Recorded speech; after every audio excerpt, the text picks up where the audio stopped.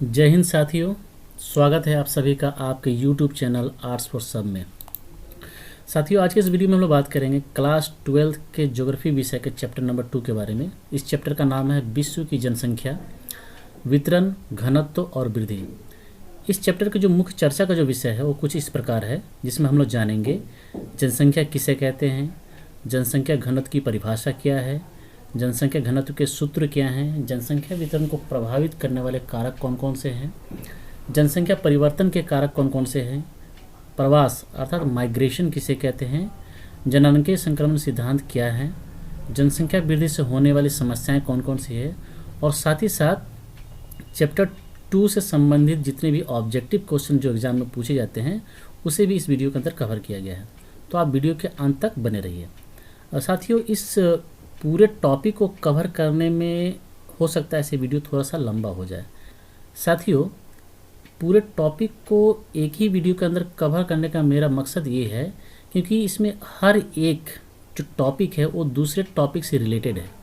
यदि मैं हर टॉपिक के ऊपर या 2-3 टॉपिक के ऊपर वीडियो बना दूं और फिर बाकी टॉपिक के ऊपर बाद में वीडियो बनाऊं तो क्या होगा, हो सकता है से आप इस 3 टॉपिक को तो वीडियो देख लेंगे, बाकी चीज़ों को नहीं देख पाएंगे। तो उससे क्या होगा, से आप उस क्वेश्चन को पहले वाले क्वेश्चन से कोरिलेट नहीं कर पाएंगे, जिससे क्या होता है उस चीज़ों को याद रखना बड़ा मुश्किल हो जाता है। तो इसलिए मैंने जानबूझकर एक ही वीडियो के अंदर उस पर्टिकुलर विषय से संबंधित जो टॉपिक्स होते हैं उसको मैं कवर करने का प्रयास करता हूँ। और साथ ही साथ मैं ये भी प्रयास करता हूँ कि इसी चैप्टर से संबंधित जो क्वेश्चन जो एग्ज़ाम में पूछे जाते हैं उसे भी इसके अंदर ही कवर कर लिया जाए। इससे क्या होता है, आपको बार बार वीडियो को देखना नहीं पड़ता है, बार बार दूसरी वीडियो को सर्च करने की ज़रूरत नहीं पड़ती है। आप एक ही वीडियो को के अंदर सारे टॉपिक्स को कवर कर लेते हैं। यदि मान लीजिए आप वीडियो को नहीं देख पा रहे हैं, मैं अक्सर देखता हूँ उसे 1.5 से 2 मिनट लोग देखते हैं, उसके बाद वीडियो को स्किप करते हैं। तो यदि आप 1.5 से 2 मिनट भी वीडियो को समय दे पा रहे हैं तो उस 1.5 से 2 मिनट में जो भी टॉपिक आप कवर कर पा रहे हैं आप उसको पढ़ कर समझ लीजिए, फिर वीडियो को आप बंद कर दीजिए। फिर जब आपके पास फिर पुनः जब समय मिलता है तो फिर बाकी टॉपिक को आप वहाँ से उस वीडियो को देख लीजिए। इससे क्या होगा, आपको एक ही वीडियो से उस पर्टिकुलर चैप्टर से संबंधित सारे सवालों के जवाब मिल जाएंगे। तो यही मेरा मेन मकसद है, एक ही वीडियो के अंदर सारे टॉपिक को कवर करने का। तो आपसे फिर से अनुरोध है से आप वीडियो के अंत तक बने रहें और सारे टॉपिक को ध्यान से समझें ताकि इस चैप्टर 2 से संबंधित जितने भी सवाल जो एग्जाम में पूछे जाते हैं उस पर आपकी समझ बन जाए। तो आइए बिना किसी देरी के वीडियो को शुरू करते हैं। सबसे पहले बात करते हैं जनसंख्या किसे कहते हैं। किसी क्षेत्र, गाँव, शहर या देश में रहने वाले मनुष्यों की कुल संख्या जनसंख्या कहलाती है। अर्थात किसी क्षेत्र में रहने वाले कुल मनुष्य की संख्या उस क्षेत्र की जनसंख्या कहलाएगी। किसी गांव में रहने वाले कुल मनुष्य की संख्या उस गांव की जनसंख्या कहलाएगी। किसी शहर में रहने वाले कुल मनुष्य की संख्या उस शहर की जनसंख्या कहलाएगी। ठीक उसी प्रकार किसी देश में रहने वाले कुल मनुष्य की संख्या उस देश की जनसंख्या कहलाती है।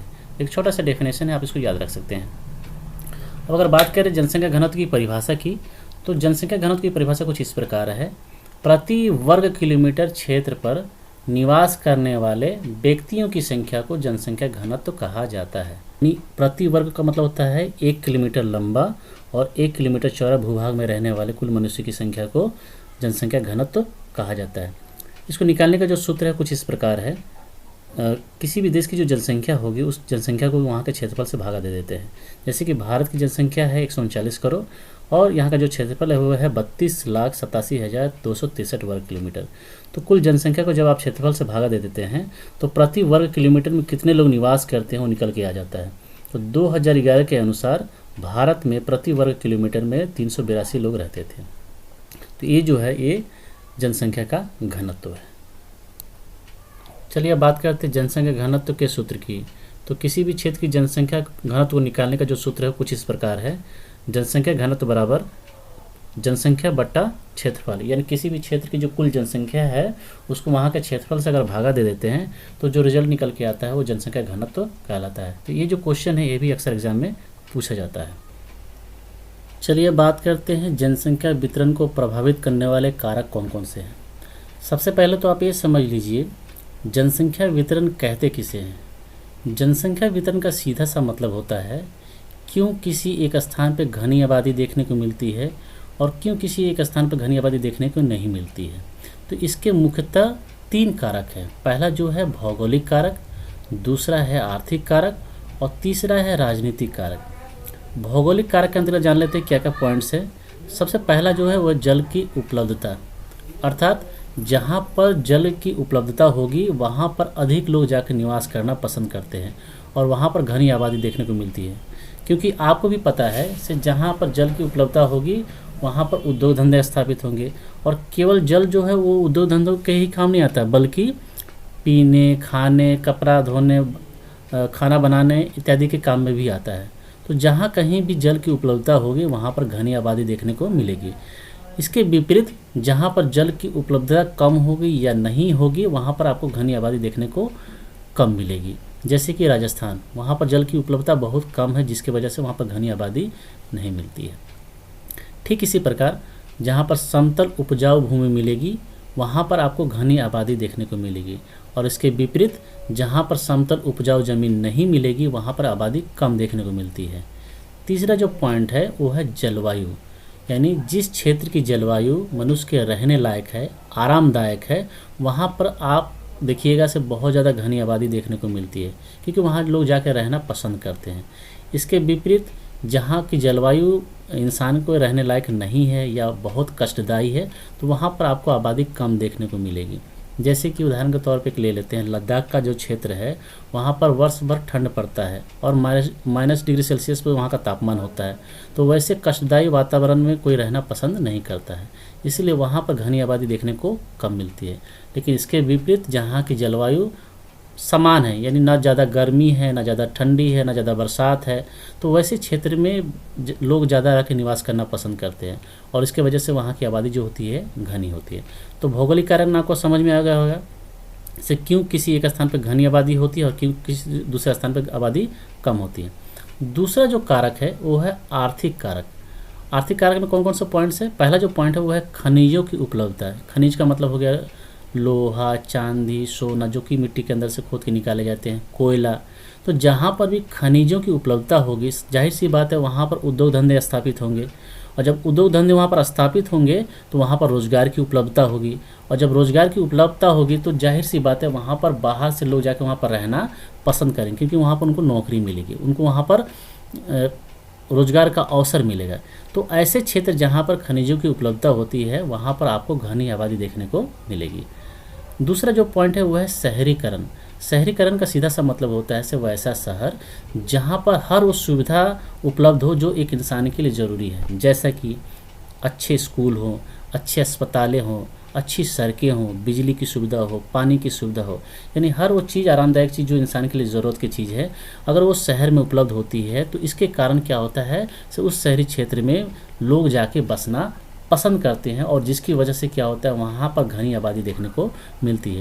लेकिन जहाँ पर शहर जैसी सुविधा नहीं मिलती है वैसे क्षेत्र में कम घनी आबादी देखने को मिलती है।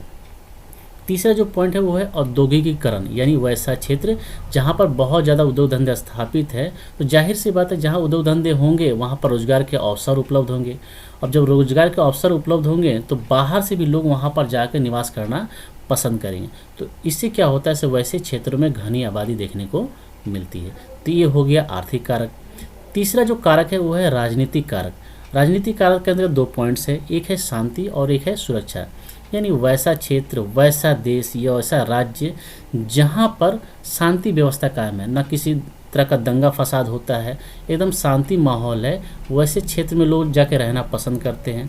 साथ ही साथ जहाँ पर सुरक्षा का अभाव है, चोरी, छिनतई, डकैती जैसी घटनाएं वहाँ पर कम होती है या नहीं होती है, तो वैसे क्षेत्रों में लोग जाके ज़्यादा निवास करना पसंद करते हैं। इसकी वजह से क्या होता है वहाँ पर घनी आबादी देखने को मिलती है। और इसी के विपरीत क्या है, जिस देश में, जिस क्षेत्र में, जिस राज्य में आपको शांति की भावना नहीं है, वहाँ पर सुरक्षा की व्यवस्था नहीं है, तो वैसे क्षेत्र में क्या होता है से कम आबादी देखने को मिलती है। तो आप समझ गए होंगे से जनसंख्या वितरण को प्रभावित करने वाले कितने कारक हो गए, 3 कारक। और इन्हीं तीनों कारकों की वजह से क्या होता है से किसी क्षेत्र में आपको घनी आबादी देखने को मिलती है और कहीं पर आबादी आपको कम देखने को मिलती है। तो उम्मीद करता हूँ आपको ये समझ में आ गया होगा। चलिए अब बात करते हैं जनसंख्या परिवर्तन के कारक कौन कौन से हैं, यानी वो कौन कौन से कारण हैं जिसकी वजह से किसी क्षेत्र की जनसंख्या घटती और बढ़ती रहती है। तो इसके मुख्यतः 3 कारक हैं। पहला जो कारक है वो जन्म, दूसरा है मृत्यु और तीसरा है प्रवास। जन्म यानी किसी भी क्षेत्र में जब बच्चे का जन्म होता है तो उससे क्या होता है, उस क्षेत्र की जनसंख्या बढ़ जाती है। ठीक उसी प्रकार जब किसी क्षेत्र में मृत्यु होती है तो मृत्यु की वजह से क्या होता है, उस क्षेत्र की जनसंख्या घट जाती है। प्रवास का मतलब होता है माइग्रेशन, यानी कोई व्यक्ति किसी स्थान को छोड़कर दूसरे स्थान पर अगर चला जाता है तो उससे भी जनसंख्या घट जाती है। ठीक है। और प्रवास में एक चीज़ और होता है, अगर मान लीजिए कोई व्यक्ति इस जगह को छोड़कर दूसरे स्थान पर अगर चला जाता है तो इस जगह की जनसंख्या घट जाएगी और जहाँ जाके वो बसेंगे वहाँ की जनसंख्या बढ़ जाएगी। चलिए अब प्रवास को थोड़ा और डीपली जान लेते हैं। प्रवास का मतलब होता है एक स्थान को छोड़कर किसी दूसरे स्थान पर जाके बसना। ठीक है। यानी प्रवास का जो डेफिनेशन होगा वो इस प्रकार है, एक स्थान को छोड़कर किसी दूसरे स्थान पर जाके बसने को प्रवास कहते हैं।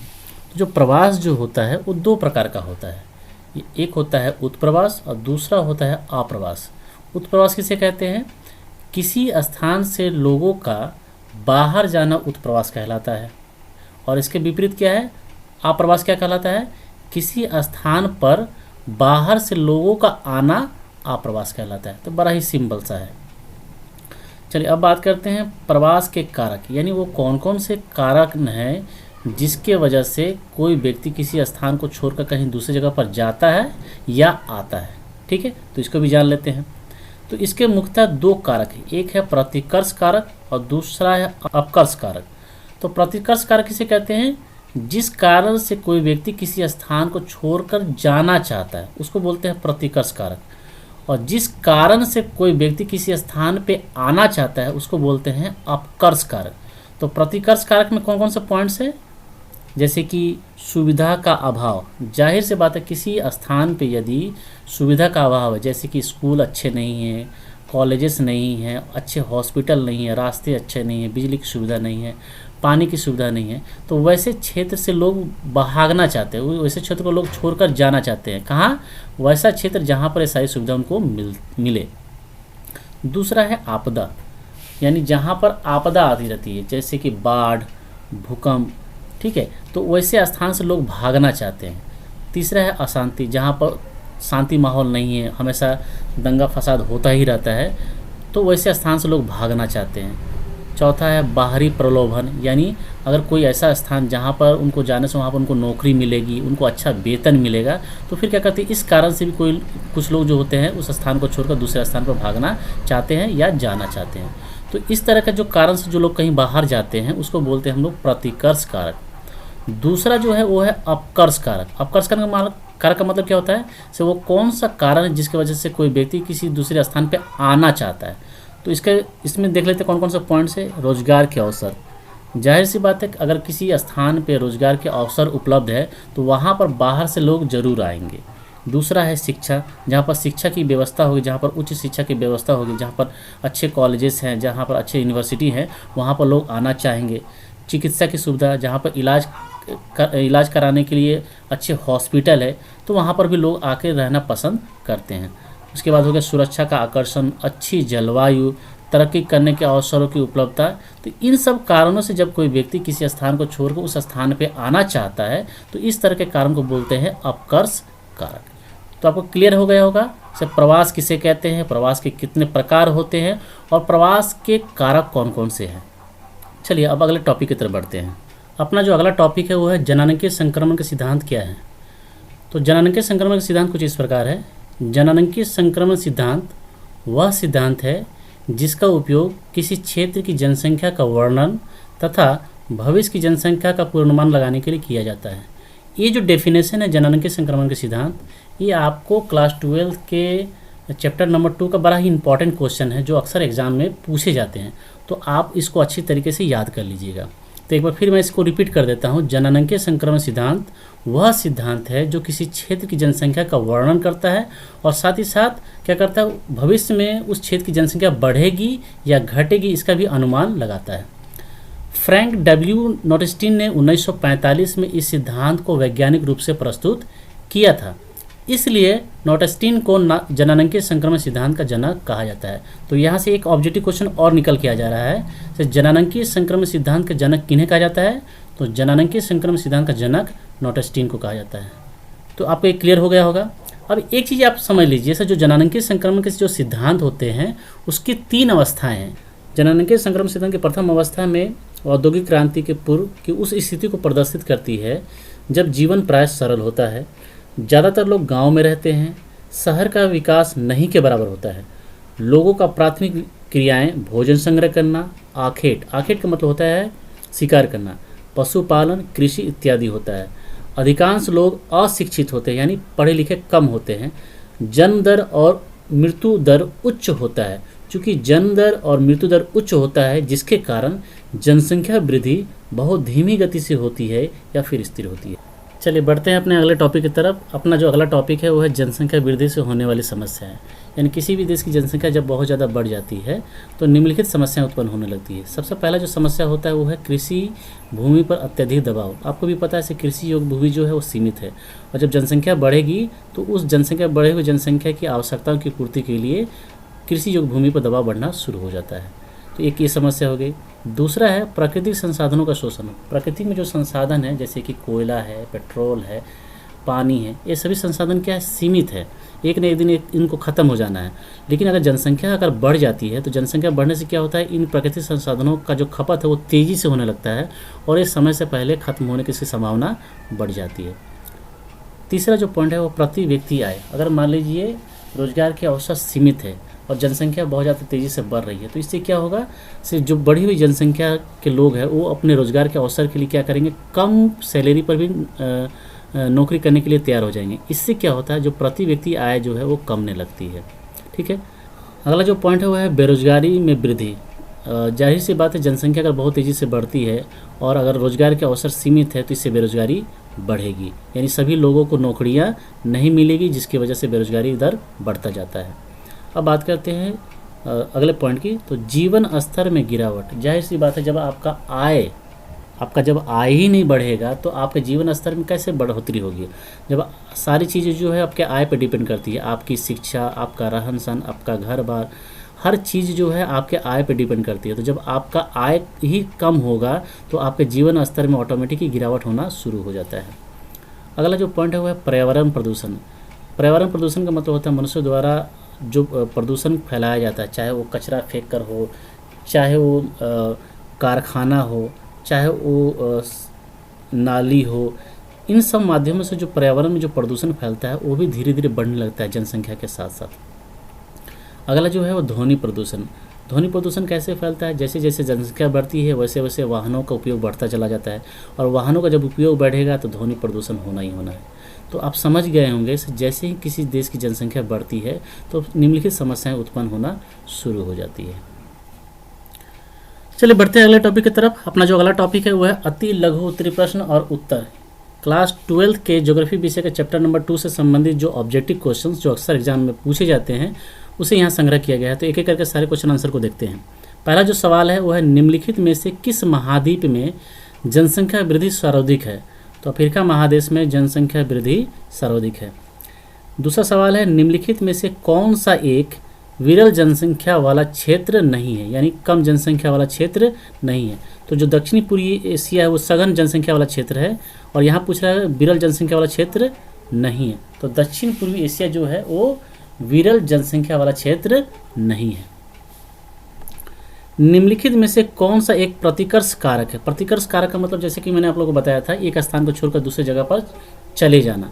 तो बेरोजगारी जो है इसका उत्तर होगा, और बेरोजगारी एक ऐसा कारण है अगर कहीं पर रोजगार उपलब्ध नहीं है तो वह उस स्थान को छोड़कर कोई व्यक्ति दूसरे स्थान पे रोजगार के लिए चला जाता है। चौथा सवाल है विश्व में सबसे अधिक जनसंख्या वाला देश कौन सा है। तो विश्व में सबसे अधिक जनसंख्या वाला देश चीन है। पांचवा सवाल है जनसंख्या के वितरण को प्रभावित करने वाले भौगोलिक कारकों में निम्नलिखित में से कौन सा नहीं है।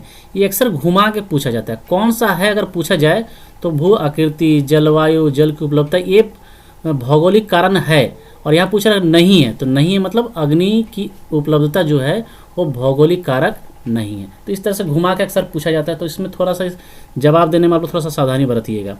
चलिए अगले सवाल की तरफ बढ़ते हैं। अगला जो सवाल है वो है उच्च जनसंख्या घनत्व के कारणों में से निम्नलिखित में से कौन सा कारण नहीं है। अब फिर यहाँ पर घुमा के आपसे सवाल पूछा जा रहा है से कौन सा कारण नहीं है, यानी उच्च जनसंख्या घनत्व का जो कारण है वो कौन कौन सा है? उपजाऊ भूमि। जहाँ पर उपजाऊ भूमि होंगे वहाँ पर उच्च जनसंख्या घनत्व पाया जाएगा। जहाँ पर समतल मैदान होगा वहाँ पर उच्च जनसंख्या घनत्व पाया जाएगा। जहाँ पर अच्छी जलवायु होगी वहाँ पर उच्च घनत्व पाया जाएगा। लेकिन रेगिस्तान ऐसा जगह है जहाँ पर जिसकी वजह से उच्च घनत्व वहाँ पर नहीं पाया जाता है। तो यहाँ क्या पूछ रहा है? उच्च जनसंख्या घनत्व के कारणों में से निम्नलिखित में से कौन सा कारण नहीं है? तो जाहिर सी बात है वो रेगिस्तान कहलाएगा।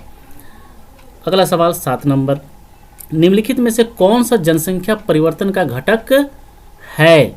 यानी जनसंख्या परिवर्तन को प्रभावित करने वाला कारण कौन है? जन्म है, मृत्यु है और प्रवास भी है। तो देखा जाए तो तीनों सवाल सही है, इसलिए इसको लिखा गया है उपरोक्त में से सभी जो है वो सही है। तरफ 8वां जो सवाल है वो है निम्नलिखित में से कौन सा प्रवास का प्रतिकर्ष कारक नहीं है? फिर यहाँ पर सवाल को घुमा के पूछा जा रहा है।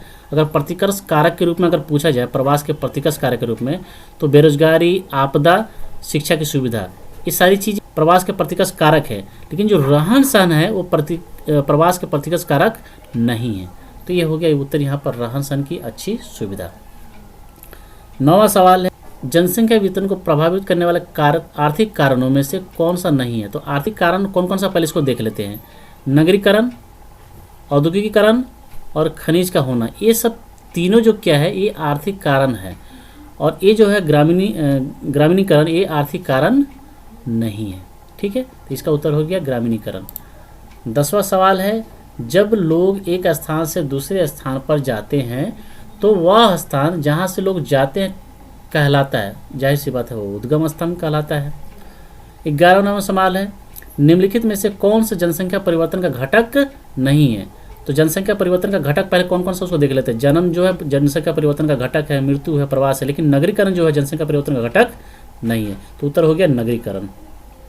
12वां नंबर सवाल निम्नलिखित में से कौन सी दशा जननांकीय संक्रमण सिद्धांत की अंतिम अवस्था को दर्शाती है? तो जो जननांकीय संक्रमण सिद्धांत की जो अवस्था हम लोग पढ़े हैं, पहला, दूसरा और तीसरा, तो तीनों में से इसी तरह से सवाल आपसे पूछा जाएगा से कौन सी जो दशा है जो जननांकीय संक्रमण सिद्धांत को दर्शाती है। तो यहाँ पर अंतिम भी हो सकता है, यहाँ पर दूसरा भी हो सकता है, यहाँ पर पहला हो सकता है।